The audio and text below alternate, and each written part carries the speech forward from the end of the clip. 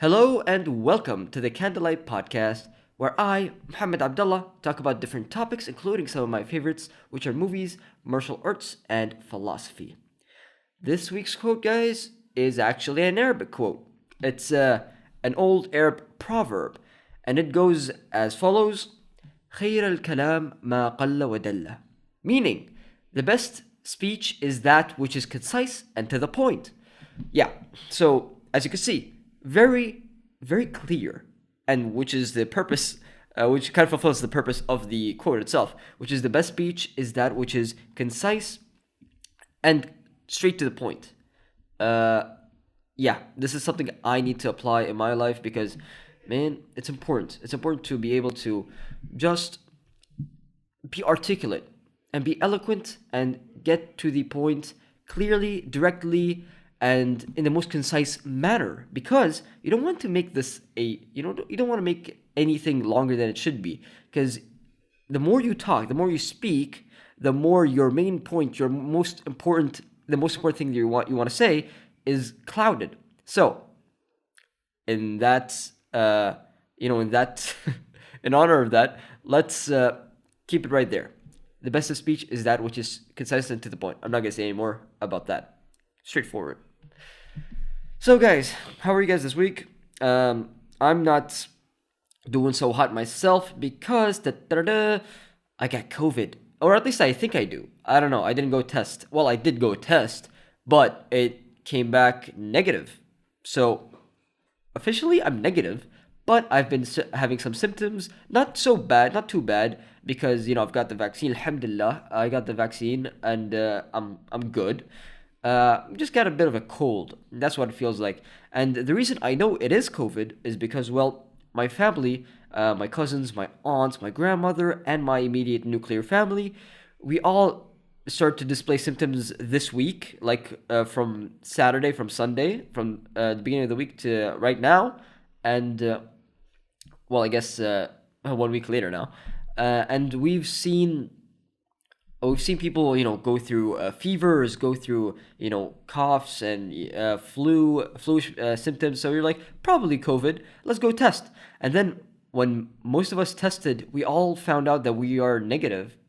But then we retested later on in the week and found out that we were positive. For me, I didn't retest. I didn't need to. And so there you go. The first test showed that we were COVID negative, but then the second one shows that we were positive. I don't know why. We've got COVID already, but the test didn't show that. We had to wait a few more days before the test can give you an accurate result. So it's really weird. But alhamdulillah, we're all good. Thank God. We're all safe and sound. Hopefully, it's not so bad for most of us, but some of us are dealing with a bad case of the Rona, including my father and my aunt and my grandmother. Ya Rab, ashfihum ashfina, Ya Rab. Ya Rab, please make this easier on us and rid us of this virus. May we all become, safe and sound once again. But hey, guys, that's the most of my problems right now. It's just me dealing with a very minuscule version of COVID, a very weak version of COVID, and having to deal with getting an internship for the summer, which I'm still currently applying for because I didn't receive any approval yet from any of the places I've applied to. Still not proper official approval. I didn't go through the process yet. It's still in process. I'm talking a lot right now. I'm over describing something that it's supposed to be very simple, straight to the point, going against the quote that I discussed earlier, like 4 minutes earlier. Anyway, so these are the most of my problems. Just trying to find an internship and dealing with a common cold, basically. And compared to my brothers and sisters in Palestine, I'm doing very, very well, sadly, because my brothers and sisters there are going through it. It's not good there. They're not being treated well. It's horrible what's going on there. All I can do, I guess, is pray for them. And this is what I would encourage you guys to do as well. Pray for them. Keep them in your prayers. Try to spread awareness, as much as we could do. Ya Rab, Ya Rab, yansarna. Ya Rab, يحفظ دماءنا من السفك. يا رب احفظنا من كل شر. اخواننا الفلسطينيين يا رب مستضعفين، ارجوك انصرهم، احفظنا يا رب. Yeah, pray for them. Make sure that they're in your prayers. So yeah, compared to what they're going through, I'm not really yeah, it's not. I'm not doing too bad. I just got, family got COVID. It's not, alhamdulillah, it's not too bad, but it could get worse. Uh, it could get worse. I just gotta chill in my room for a bit. I'm gonna have to take my final exam at home. I have an exam coming up, a final, and I'm just gonna have to. I was going to go on campus, which they allowed for people to do. Come to campus and take the exam, but it seems like I'm gonna have to email them and tell them that I'm gonna have to do it from home. I guess that's what it is. That's it. It is what it is. In the words of Max Holloway. Interesting thing that happened actually. The video, not last week's video. The week before that, 2 weeks ago, the video from 2 weeks ago got demonetized. It got demonetized. I'm not even making any money from this yet, and it got demonetized. Why? Because I showed a 1-minute clip from a Disney movie. So I just got, a copyright warning and straight away demonetized, but it's not a copyright strike, so it's not bad. Could be worse. All the money's going to go to Warner Bros. Instead of to me. All the loads and loads of money that I'm apparently making on this channel is going to Warner Bros. So yeah, my channel got demonetized because I showed you a clip from one of their awesome movies. I mean, come on, guys. It's kind of like free, it's a free advertising. But yeah, I get it. Of course, you can't go around posting your other people's content that they've worked on and created onto your channel because obviously it's copyrighted. It's wrong. It's other people's hard work. But the thing is, mine was just a 1-minute clip showcasing a very small, scene. But it is what it is. Again, Max Holloway. So, man, I've been actually enjoying my week, even though I had, the common flu. As you can hear me right now, I'm kind of dealing with some flu-like symptoms, and I'm pretty sure you can hear it through the microphone. It is what it is. I keep saying that. Stop saying that. All right, fine. They get it. All right. So, what have I been doing this week? Well, I've been up to a bunch of stuff. I've had a bunch of stuff. That's an understatement. I've had like 5 different submissions this week alone. It's the final week of the university of uni, and I've got like 5 things to submit in 1 week. It was hectic. I just had to get things done. Man, it's crazy. So, I had my the most important one was the final review on Thursday. Thursday, I had a final review for my project, which I, showcased my project and presented it and got some feedback for it. It went pretty good. So, sorry guys, please bear with me. I'm down with the Rona. I'm not doing too good. Actually, no, I'm doing good. I'm fine. Alhamdulillah. It's not bad at all. I can smell. I can taste. I'm fine because I got the vaccine. I guess the vaccine kind of protects you from all those problems that may occur. Alhamdulillah, I'm all good. At least until so far. Right now, I can still smell and taste. Let me just actually try this out. Yeah, I guess I could smell. Sorry that you guys had to hear my sniffing noises. Sorry, but so yeah, this week was actually kind of had to work, and right now. Well, I was about to say something that related to MMA, which I generally leave to the end of the episode because I'm gonna go into that. Because if I'm gonna go into that, I'm gonna go into that. So let's keep it for like the end of the episode. It's like the first 10 minutes. Still, not the time for it. I have been watching some pretty cool stuff lately, actually, on YouTube, such as this channel called Primitive Technology. If you guys haven't heard of this, it's this channel where, sorry guys, I don't know why my headphone is kind of like glitching out on me. So it's this channel where this one guy with his camera, just like a guy with his camera, goes, an Australian guy. He's from Australia. goes in the Australian bush, as they call it, which is their forest, their outdoors, their wilderness. Goes into the bush, and he just starts to live as if he's a caveman. He just lives as if there is no society, there is no technology, there is no modern day anything. It's back in the Stone Age, and you're just out there in the wilderness, you and the elements, he just creates stuff such as hammers, celts, and bricks, and makes furnaces, makes fireplaces, makes huts. He even built a bunch of huts of his own, mud huts, round huts, different kinds of stuff that he just kind of decided to do. And he films it all and puts it on YouTube. And it's all in like a tutorial format. And guess what? The best part of it all is it's kind of like the opposite of what I do here. For me, for this channel, I only speak and you don't see anything. Well, in the near future you will, hopefully, after I'm done with the exams. But this guy, he shows everything. Everything is shown, but nothing is said. He shows, but he doesn't tell. He just shows you how he's doing things. Like, sets up the camera, shows you as he was making pottery or something, as he's creating these things that he's making out of woods, leaves, mud, and water, and whatever. And he just doesn't say anything. He just shows you what he's doing.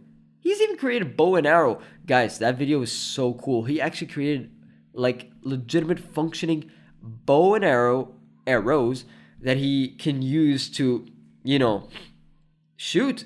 So it's awesome. He actually has the skills. And he shows us it's simple stuff, but you need to like practice and try them and actually work on them and have the patience to do it. Because man, building a house, like he's literally building a house. Very primitive, very rudimentary, sure, but it's still, a shelter that he built in the middle of nowhere, in the middle of the woods. So it's really interesting. You guys have to check out this channel. It's really cool. It's weirdly meditative, if that's the word. It's really calming to look at. He doesn't even put any music or any artificial sounds. It's always the sound of the nature, of the natural setting that he's in. He's always just sitting down with the camera, like pointed at him as he's doing something, whatever it is he's doing, and you can hear the sounds of nature, such as the birds calling, the trees rustling, the insects moving, trees and leaves. That you just hear the sounds that Mother Nature provides. Nothing artificial. He doesn't talk. He doesn't put any music. It's all just nature sounds. It's so meditative, really. And not only that, when he's working with fire, when he tends to work with fire to create his things, and it's really amazing to see. It looks it's eye candy. It looks very aesthetically pleasing when he's working with fire, and the sound, it's an experience, guys. I highly recommend you to just go check it out. It's really interesting. The videos are not very long. It's depending on what he works on. It's not really more than 10 minutes generally.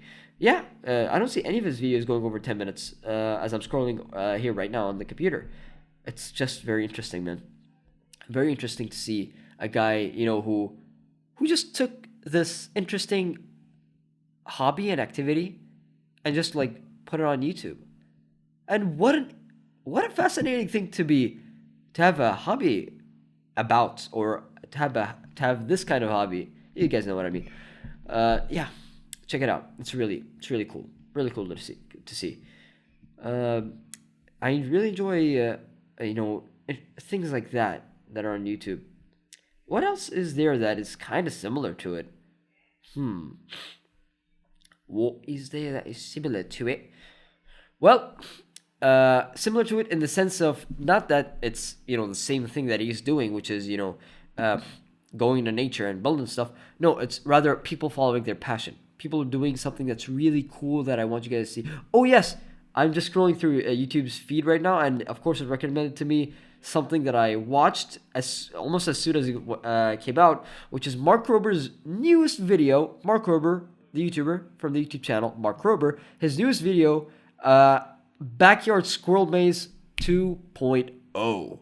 So he already made one squirrel maze, a maze for squirrels to go through in order to get the food at the end of it, and now he's made a second one. And guys, it's awesome. It's just creativity, and innovation and passion. This guy just loves what he does as an engineer, and he really shows you how cool engineering can be.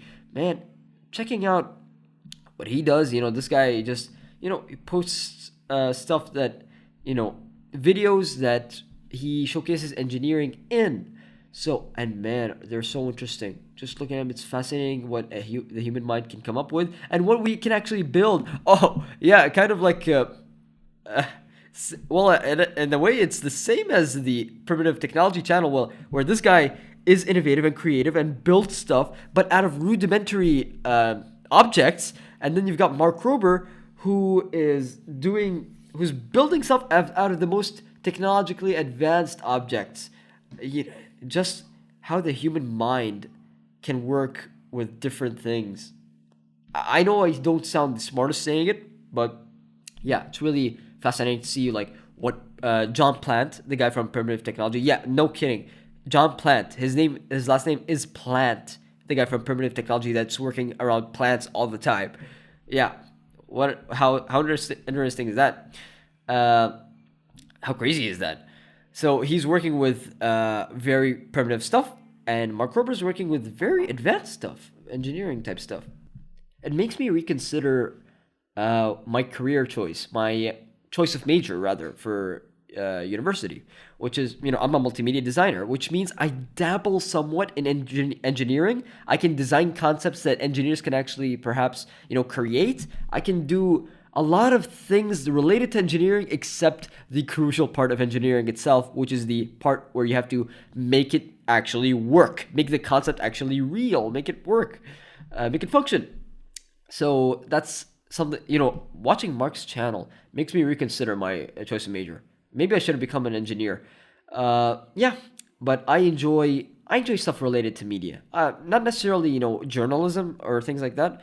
Rather, it's the, filmmaking, photo editing, sound, anything related to that. I enjoy this stuff because I love to tell stories.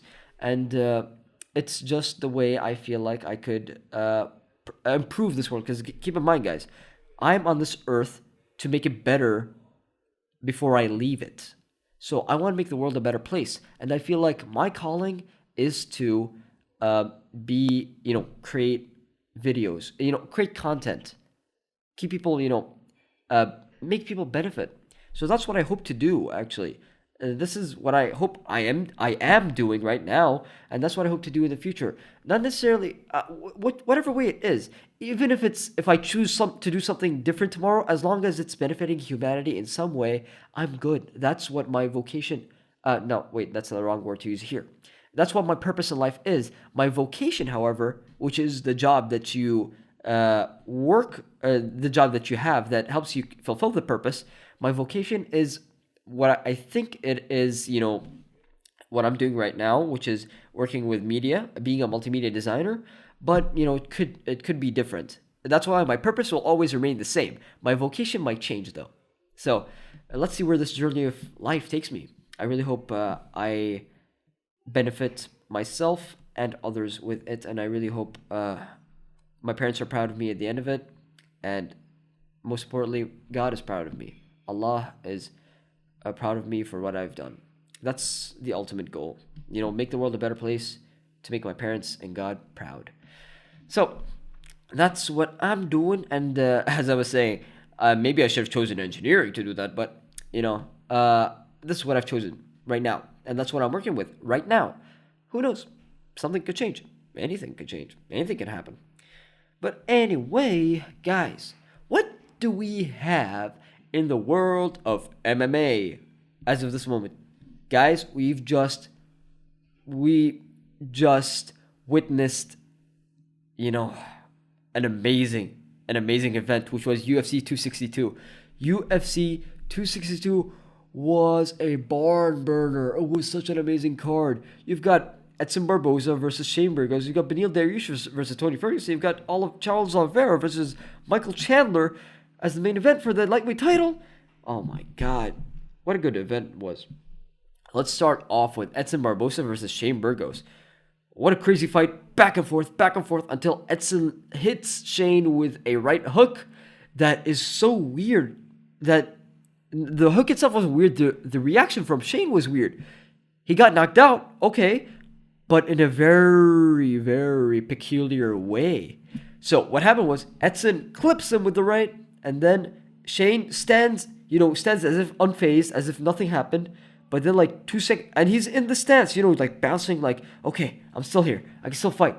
And then like 2 or 3 seconds later, he kind of trips backwards and falls, and is done. He can't fight anymore. It was one of the most bizarre knockouts I've ever seen. You guys have to watch it for yourself. Edson Barbosa versus Shane Burgos. What a fight, and what a crazy way to end the fight.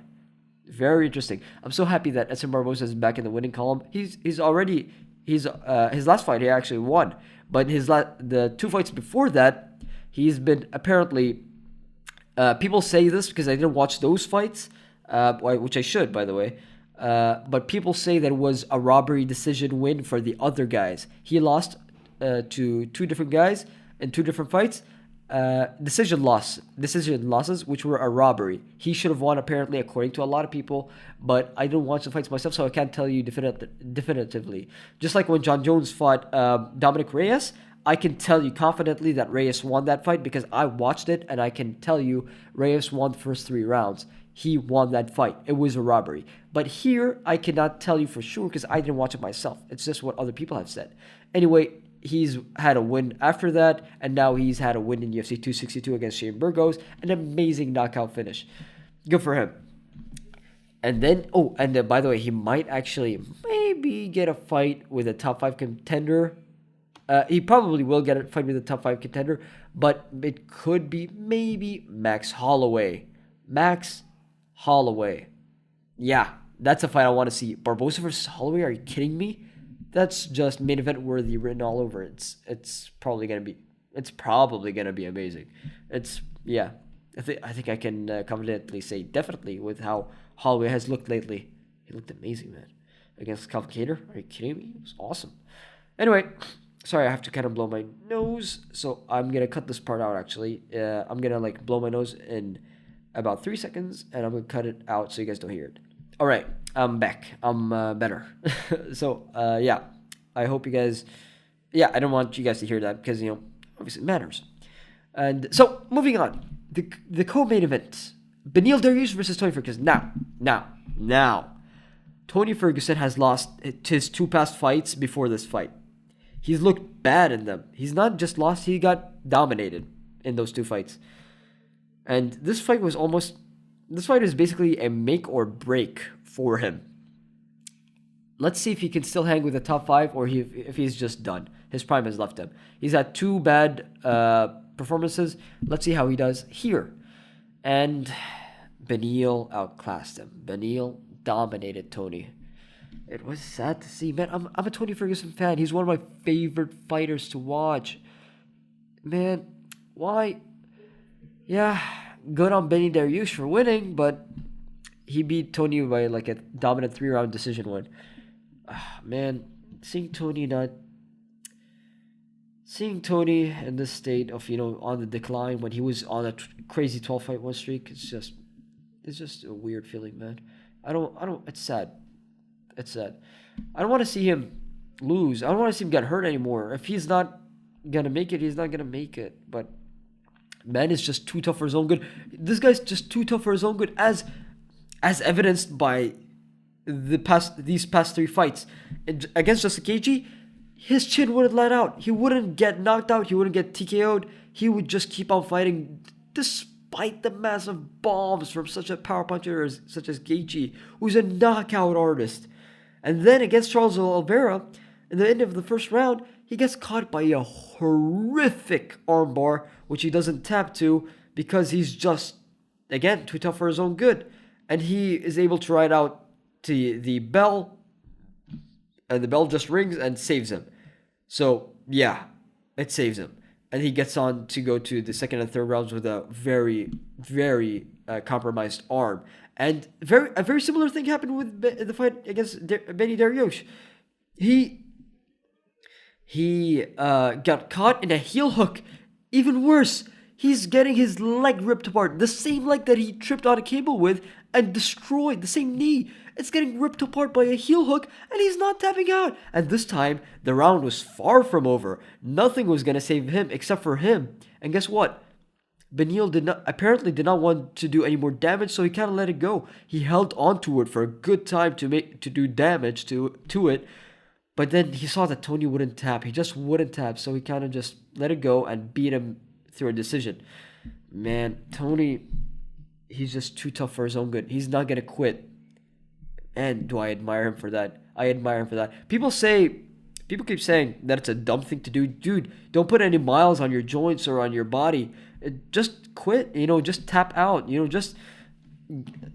Don't let him damage you like that.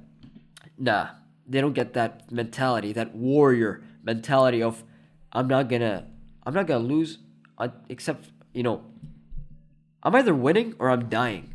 It's kind of like that kind of mentality where it's I'm not tapping out. I'm not losing willingly. Tony has a submission loss on his record, by the way. He does. But it wasn't a submission that he tapped out to. It was a submission that put him to sleep because he wouldn't quit. And the referee had to stop the fight. So, man, Tony Ferguson. It's sad to see him. Man. Yeah, I'm just going to move on. It's too sad to talk about. So, the main event. Charles Oliveira versus Michael Chandler. Guys, what a fight this was. Sorry for blowing out your eardrums if that happened. Sorry for that. But, man, what an amazing fight. It was just 2 rounds. And it was an ultra competitive 2 rounds. Guys, the first round, they touch gloves. They start the round. And then Charles hits Chandler with a leg kick that drops him, but he gets up instantly. And then Chandler hits Charles with a mean left hook that splits him open, which causes Charles to dive in for a takedown, which he gets caught in a guillotine by Chandler with a very dangerous guillotine, which is because it's the first round. And they're not sweaty yet, so they're not slippery. It's harder to actually get out of this guillotine. And but man, him being such a grappling expert, the jiu-jitsu black belt that he is, he gets out against a wrestler, a great credentialed wrestler such as Chandler, and then Oliveira gets out and actually takes Chandler's back, which is bad for Chandler. And Chandler tries to fight it off, but man, Charles has got his back good until Chandler just explodes out of position, and then he's in Oliveira's guard, which then he tries to rain down some punches on, and then he lets Oliveira get back up. He doesn't let him get back up. Oliveira gets back up, and then Chandler knocks him down, almost knocking him out. But man, Charles survives until the end of the round, and then the second round starts, and guess what, guys? They come out, and within the first 20 seconds, Charles clips Chandler with a picture-perfect left hook, and it was just a perfect left hook, and then knocks him down, and then he gets back up, and Charles chases him across the octagon, around the octagon rather, and knocks him down again, finishing him in the second round to become the undisputed UFC lightweight champion. Man, what a fight that was. You guys have to watch it. It's a crazy fight. Amazing event. Amazing ending to the event. And man, did it make you feel happy for Charles. He's a guy who came from the favelas of Brazil, a guy who came from nothing, and now he's on top of the MMA world. He's the king of the lightweights now. Habib's retired, so it makes him... That's it. Even though he's the best fighter on the planet right now, he's retired. He's not the lightweight champion anymore, but he is the greatest lightweight champion ever. But right now, Charles Oliveira is on top of the lightweight division. But I think that the winner from Conor Poirier, the trilogy fight, the winner of that gets to fight for the belt, which is fair if it is Poirier, because he obviously deserves a title shot after beating Conor twice, and with the win streak he had, only losing to Habib. But then if Conor wins and he gets the title shot, it's just dumb, because Conor is, right now, as of now, he lost his last 2 fights at lightweight, and if he wins one more, he gets a title shot? Makes no sense. Makes no sense. Tony Ferguson had at least 8 fights, I think, before he got a title shot at lightweight, which was an interim title because Conor was holding up the division, and Habib had to fight like at least 8 times before getting a title shot. So guys, it's just 8 or 9 times actually before getting a title shot. So it's just weird that Conor comes off of 2 losses in lightweight and then just one win over Poirier, which is a highly ranked opponent, yes, but still undeserved if he gets it. But man, I hope Poirier gets it, and then I hope Islam Makhachev gets the title later on. That's what I hope to see, and man, am I excited and looking forward to it. So that's it for this week's episode, I guess. This was the Candlelight Podcast by yours truly, Mohamed Abdalla. I hope you guys enjoyed, and I hope you come back for more. And once again, the best speech is that which is concise and to the point. See you guys in the next one. Actually, no, let me say it in Arabic. خير الكلام ما قل ودل. See you guys in the next one. Peace.